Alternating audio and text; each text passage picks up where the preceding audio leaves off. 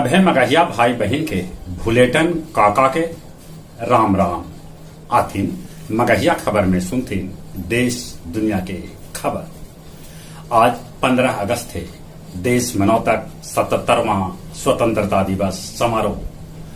प्रधानमंत्री नरेंद्र मोदी आज लाल किला पर फहरौतन तिरंगा। महामहिम राष्ट्रपति द्रौपदी मुर्मू देश के संबोधित करित कहल का कि हमार पहचान है भारतीयता।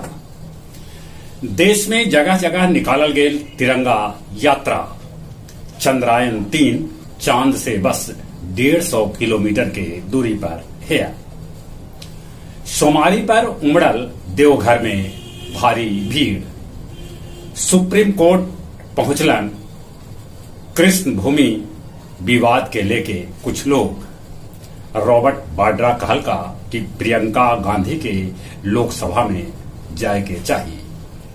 बंगाल के मुख्यमंत्री ममता बनर्जी कहलन कि मोदी अंतिम बेर लाल किला पर झंडा फहरा रहलन है।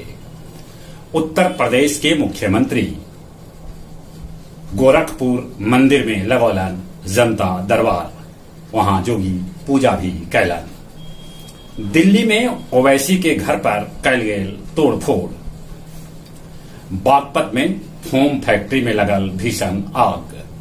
हिमाचल में शिव मंदिर पर गिरल मलबा, कितने लोग के मौत के खबर। सिवान जिलेबरी दुकान में दिन दहाड़े हो गए 70 लाख रुपया के लूट। यूक्रेन के खेरसोन में रूस कैलक ताबड़तोड़ हमला।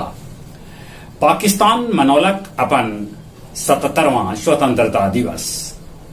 बाकी जगह जगह ब्लैक डे मनावल गेल। मेलबोर्न में शबाना आजमी फहरौलन तिरंगा।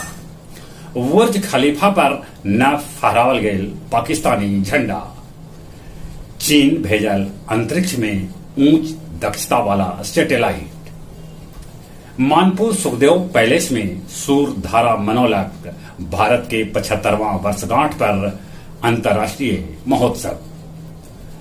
पाइपलाइन में लीकेज के चलते बाईपास पुल भी सड़क धस गए। मानपुर में खाए पिए के लेके पहले हो रोड़ेबाजी, बाद में गोली चलल। ओटीए भी गिरल, पीपर के पेड़ रास्ता हो गए जाम। अब कुछ खेल के समाचार।